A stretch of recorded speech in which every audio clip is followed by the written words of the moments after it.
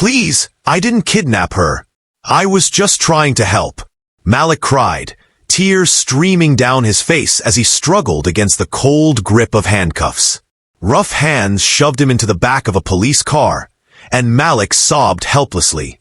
Black teenage boy named Malik, barely 15, was painted as a criminal, all because he dared to help.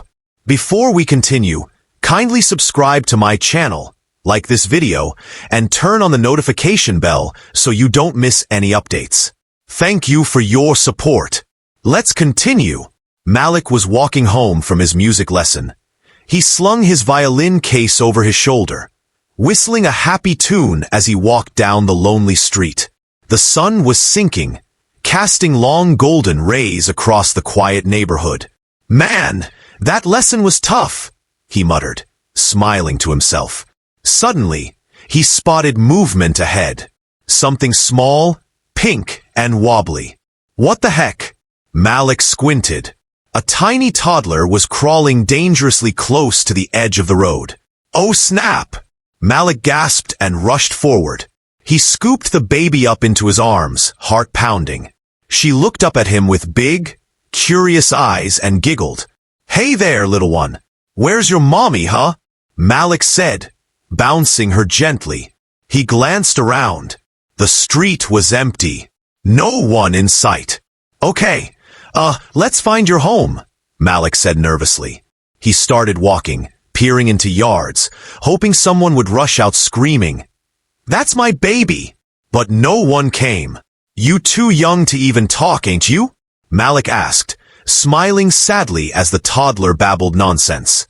The baby, too small to speak properly, simply gurgled and tugged at the zipper on Malik's jacket. Okay, let's find your home, huh?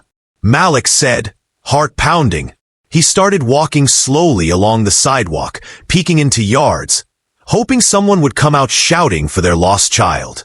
Minutes passed. Nobody. Not knowing what else to do, he couldn't leave the baby alone, but he also didn't want to scare anyone by knocking randomly on doors. Finally, he sat down on the curb in front of a compound with a high white fence, balancing the baby carefully on his knee. Maybe someone will come looking, Malik muttered. The baby giggled again, playing with a button on his shirt. Minutes ticked by. Suddenly, a gate adjacent to where he was sitting burst open. Emily! Emily! A man's voice boomed. Malik stood up quickly, relief flooding him. Sir! I found her! The man's eyes widened, his face twisted with rage. What the hell are you doing with my child? He screamed. Wait! Sir, A stinging slap knocked Malik sideways. The baby started crying. You trying to kidnap my daughter? You little black thug! The man yelled. Another slap on his cheek. Malik staggered, arms shielding his head. No, sir! I found her! She was on the road! I was looking for her parents! Malik cried, tears spilling over. Shut up! I'm calling the police! The man roared, pulling out his phone. Please listen to me! Malik begged, but the man wasn't hearing anything. 911. Yes, send someone. A black boy tried to kidnap my baby. He's here right now. Neighbors gathered, whispering, some recording on their phones. No one stepped in to help Malik. Minutes later, police sirens wailed. Two white officers jumped out of their car, guns drawn. Get down! Hands where we can see 'em. But down! Now! Malik dropped to his knees, terrified, his hands trembling in the air. An officer slammed him to the ground, cuffing him roughly. You're under arrest for attempted kidnapping, one officer growled. I didn't do anything, Malik cried. The man cradling the baby pointed accusingly. That's him. That's the kidnapper. Another officer yanked Malik's violin case open, dumping his violin on the pavement. The wood cracked with a sickening sound. No! My violin! Malik sobbed. Shut it! The officer barked, dragging him toward the cruiser. Please, call my music teacher. Mr. James! He knows me. No one listened. At the police station, Malik sat handcuffed to a metal chair. A detective slammed a folder down in front of him. "All right, punk. Start talking. I was coming from music class." Malik croaked, voice breaking. "I saw the baby crawling in the street. I picked her up so she wouldn't get hurt. I was waiting. I didn't know what else to do." "Right," the detective sneered. "Nice story. Please," Malik begged. "Check the cameras. Call Mr. James." The door slammed open. The Malik's father stormed in. "That's him," he yelled, pointing. "Press charges." Malik sobbed uncontrollably. "I'm innocent." "Save it," the detective snapped. They tossed Malik into a holding cell, cold and alone. "Why?" Malik whispered to the dark walls. "Why won't anybody listen?" Meanwhile, Mr. James was pacing his small living room, phone glued to his ear. "What do you mean, arrested? Malik? No way!" He called the station, demanded to see Malik, and sped down there with proof. Security footage from the community center, time-stamped. Malik sobbed uncontrollably in the cold holding cell. "I'm innocent!" he cried out, his voice cracking. "Save it!" the detective barked, slamming the cell door shut. The metal bars rattled. Malik shrank into a corner, his heart breaking. "Why?" he whispered into the darkness. "Why won't anybody listen?" Meanwhile, chaos was erupting outside the station. Not wasting another second, Mr. James grabbed the security footage from the community center. The timestamp clear, showing Malik spotting the baby and trying to help. He also called a lawyer friend, who immediately agreed to meet him at the station. But before they could even storm the front desk, the door slammed open with a force that shook the walls. Standing there, in full military uniform, was Malik's father. A towering figure, his chest covered in medals, his eyes blazing. A high-ranking army officer. His mere presence silenced the entire station. The officers at the front desk stiffened. "Colonel Johnson," the sergeant muttered, recognizing him immediately. "Where is my son?" Malik's father demanded, his voice cutting through the room like a knife. He wasn't shouting. He didn't have to. His tone carried the weight of command, the voice of a man used to giving orders in war zones. "Sir, we're handling the situation," the desk sergeant stammered. "Clearly you're not," Malik's father snapped. He slammed a thick file onto the counter. Malik's school records, character references, and proof of his location from earlier that day. He leaned in close. "You're about to have a major scandal on your hands if you don't fix this right now." Mr. James rushed forward, shoving the community center's footage into the officer's hands. "Look at this," he barked. "You're punishing a boy for saving a life." A lawyer friend joined him. They pushed until finally a sergeant agreed to check the nearby store cameras. There it was, clear as day.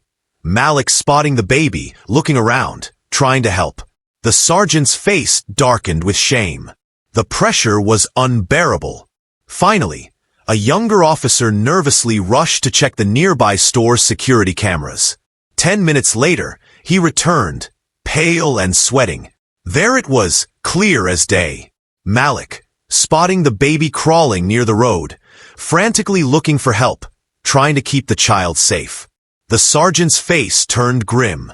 He turned to Colonel Johnson, unable to meet his burning eyes. "Sir, we made a mistake." "You think?" Malik's father roared, his fists clenched at his sides, trembling with rage he could barely contain. "Release my son, now!" The sergeant rushed off. Minutes later, a black sergeant quietly approached Malik's holding cell. "Malik," he said, his voice low with shame. "You're free to go, son." Malik blinked up at him, disbelief in his bruised, swollen eyes. "I didn't do anything," he whispered hoarsely. "I know," the sergeant said heavily. "I'm sorry." As Malik stumbled out of the cell, his father was already there, arms wide open. Malik rushed into his chest, clinging to him as sobs racked his small frame. "I've got you, soldier," his father whispered fiercely. "I've got you." Mr. James hugged him too, tears burning his own eyes. "You did the right thing, Malik. You did what a lot of grown men wouldn't." The next morning, headlines exploded. Black teen wrongfully accused after saving baby. Army colonel demands justice. Outrage swept across the city. The man who attacked Malik was arrested for assault and filing a false police report. But the emotional scars were deep. At home, Malik sat at the kitchen table, staring down at his broken violin, the one he dropped during his arrest. His mother gently stroked his hair, her voice soft but full of strength. "You're a hero, Malik," she whispered. "Don't ever let hate change who you are." He wiped his swollen eyes, a flicker of fire sparking inside him. "I just wanted to help," he murmured. "And you did, my love," she said, kissing his forehead. "You saved a life." Malik squeezed the broken violin closer to his chest. He would heal, he would fight, and he would never, ever stop standing for what was right. That evening, the air inside Malik's house was thick with fury. His father stormed through the front door with a force that made the walls tremble. His boots pounded against the floor like gunfire. His mother was already clutching Malik to her chest, her face streaked with angry tears. "They treated my baby like a criminal," she sobbed. "Like he's nothing." Malik's father yanked off his uniform jacket and threw it across the room. His fists were clenched so tightly his knuckles turned white. "They assaulted my boy," he growled, his voice low and dangerous. "I've fought wars overseas to protect children. And now, the country I'm serving put hands on my son?" He slammed his hand against the wall so hard a picture frame crashed to the floor. By midnight, Malik's parents had secured the fiercest civil rights attorney in the city. Court papers were drafted and filed before the sun even rose.